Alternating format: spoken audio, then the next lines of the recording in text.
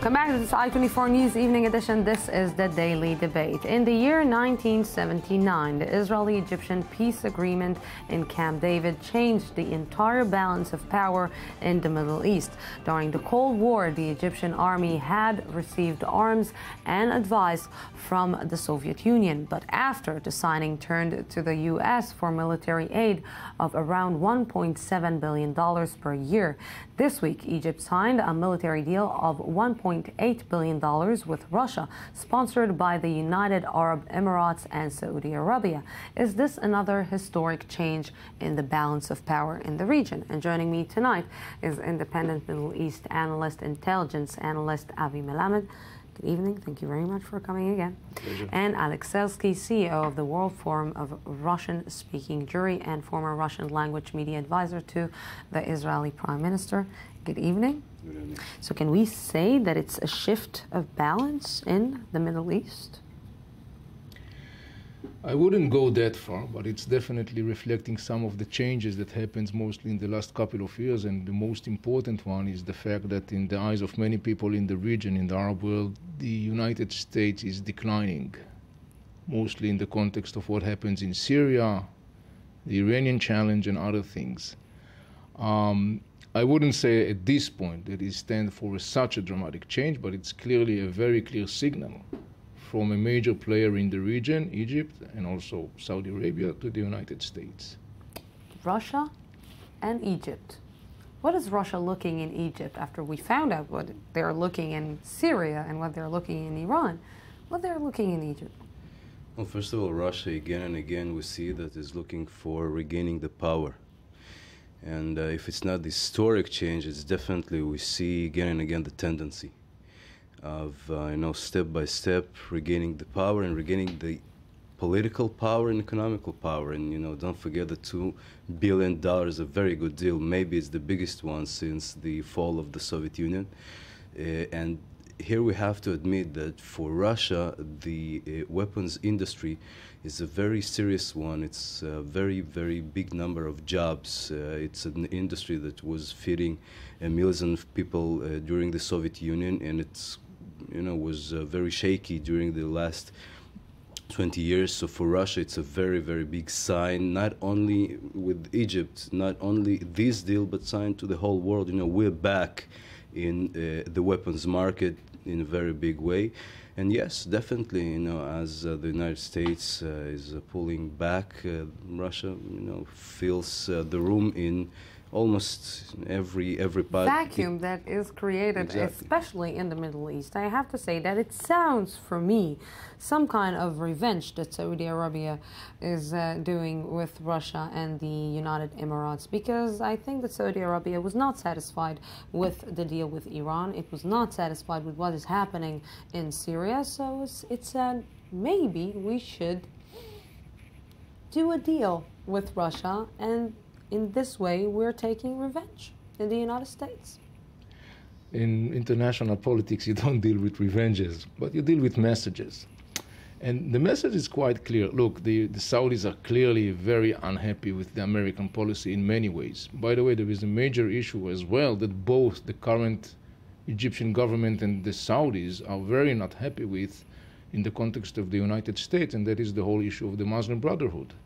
They are very not pleased with the way the administration was supporting, to a certain way, the Muslim Brotherhood. But there is something very important in that context. Many times in an international diplomacy, weapon agreements or agreements to supply weapons and so forth are sometimes only a diplomatic mechanism that basically signals or send out a message. It's not necessarily to say that this deal is going to be realized. There is a big gap between announcements and even signing an agreement and between actually doing it on the ground. There is still a big gap in that context, so we have to take it also into consideration. I would say at this point that we should look at this whole romance between Egypt and Russia, mostly in the context of the discontent of the Egyptians, the Saudis, and a signal to the American administration, which, by the way, I'm sure is aware of. Are the Americans aware of this gaining of power that Russia is actually doing? in the region? I think everybody is aware, and I want to point here now on the timing. The timing, first of all, I definitely agree about the fact that the announcement doesn't mean the deal, but the timing of the announcement is on exactly falling on the Olympic Games in Sochi. So, the Russians come and say, guys, we're back, and we're back twice, and we're back again. So it's, they have a very, very good appetite, and it seems that the tendency will take them further. I want to maybe give the Russians the benefit of the doubt, and I want to say maybe this is not only gaining power, but it's also trying to gain prestige.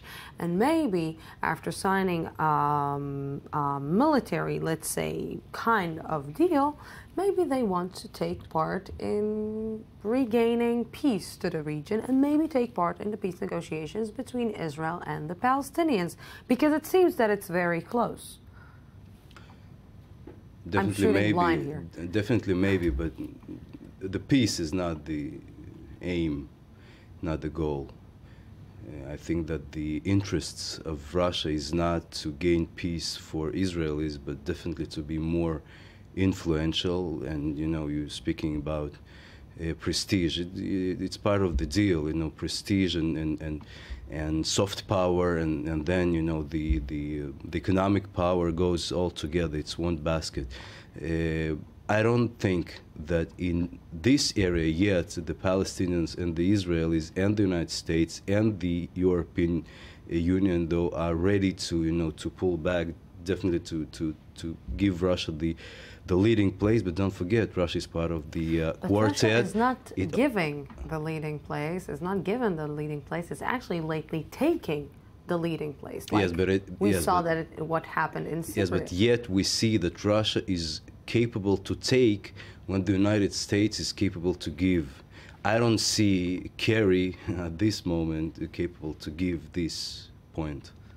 Maybe not Kerry, but maybe Barack Obama. Well, first of all, he's supposed to visit Saudi Arabia soon, which is very interesting. I would be very much interested to be in that meeting between him and the king and to hear what is going on in that meeting. But talking about the Russians excel in maximizing conflictual situations. To a certain extent, the Russians are interested in a conflictual situation. It serves the Russian foreign policy to a certain extent. Now, whenever we talk about Russia in the context of foreign policy, we have to remember a couple of things. Russia is enormously interested in what's going on in Central Asia. Russia is enormously interested in what's going on with the whole issue of the huge gas reserves in that region. And Russia, in the end of the day, definitely is interested in stabilizing or restabilizing its position in the context of a global superpower, a position that it lost in the last couple of years. Yet the way there is still far, because we have to remember something very important in the context of Russia and the Arab world. There is a lot of anger today in the Arab world on Russia because of its destructive role in Syria. Of course. So how does it go together? I think that if we look on Russian international policy, we can see that together with tendencies, they know how to calculate their interests every day and maybe every hour. So I wouldn't go to predict now what exactly will happen. We saw people that tried to predict and what happened to all of them. But definitely we see the tendency. Egypt is a very, very big player. And definitely Russia will try, to gain this power, and I definitely agree that it goes together with many other interests. It's all combined. How exactly it will happen and what exactly will be the next step, let's see. Let's see. We already heard, by the way, in other announcements on other deals of Russia and weapon deals with other countries in the Middle East. It still didn't happen, so let's see. So we should not be worried. The United States should not be worried. The United States should continue the sit back and relax policy. I'll tell you something, if you have to be worried in this region, you wouldn't live for one single day. You will die the next day of worries. Definitely. But when we're talking about the United States foreign policy in the context of Egypt, we have to remember a couple of things that are enormously important to the United States in the context of the connection with Egypt. One is the role of Egypt in the context of the Israeli-Egyptian peace treaty. The second thing is the role of Egypt fighting the challenge of radical Islam terror groups that are now rising in Sinai, operating in Sinai. The third thing is the role of Egypt as a factor that restrained Hamas and other radical Islam Palestinian organizations in the Gaza Strip. The fourth thing, which is enormously important, is the whole rising conflict over the use of the Nile water. This is something that is enormously important. There is a growing conflict between Egypt and Ethiopia. Somebody has to be very aware of that because this is a major issue. And the last thing in the context of Egypt, talking about the relationship with the United States, is the enormously important role of Egypt in the context of the north part of Africa, and mostly in the context of trying to re-stabilize the situation along what is known as the Sahara Belt in the northern part, that became also recently a hub for militant radical Islam, Al-Qaeda style emirates. These are all enormously important issues that in each and every one of them Egypt has and could play an enormously important role, and the American administration must be aware of that. Yeah. I just would like to say, from the Israeli perspective, that again and again we see that Israel, that we should know to see the whole picture, and the fact that the world is changing, and to be much more multifunctional and multidimensional, so to speak, toward Russia and toward China, the next biggest player, because I think with the instruments we had for the last 30, 40 years, we will not solve the problems as we want them to be solved. So what should Israel understand right now from what is happening, from the shift, let's say, shift of power? To develop much more relations with Russia at this point, definitely. And it seems right now the situation between Israel and Russia is standing on a cold relationship? No, I think it's good. I think it's good. It's good, but again, it doesn't mean it's never all good. Russia can be very, multidimensional. It can be, very cooperative in one thing and very not cooperative in another thing. But I think that Israel knows how to deal with Russia, and today we have, foreign minister who speaks Russian and understands, and I think that this is a very, very good advantage for us. In foreign policy and international relationship, love, hate, anger are totally irrelevant. You have always to look for the best way to achieve your interest, to know how you play your cards. Israel have some very significant cards to play with, and the more important thing is that the major players recognize that fact. And when I'm talking about major players, I'm not talking only about the West or the United States. Of course. I'm talking about Russia, I'm talking about China, I'm talking about India. The recent two are the uprising new superpowers in the world. So if we're looking at the current, let's say, deal, the current, maybe Israel should try to ask Russia for a help and securing the border with Egypt at the southern border, about what is happening in the Sinai enclave? Well, first of all, I definitely think and hope that part of this deal will help Israel to secure the border, and this will be the advantage, our advantage, toward this deal. So I think that after all, if Egypt, with this regime, speaking about this regime in Egypt, will have more power, it will, I think, be better for us. They will control Sinai, they will control the border. So I hope it will be better for our security. Is it going to help the security of Israel? Doing a deal with Russia, securing the Sinai border? To a certain extent, yes. But again, in the end of the day, there is something very important that we have to remember in that context. Egypt, mostly specifically, is very sensitive when it comes to Egypt's national pride. Egypt wouldn't like to take advices from anybody. And by the way, the Egyptians made it very clear in the last couple of days in different occasions. And mostly when it comes to the issue of securing their borders.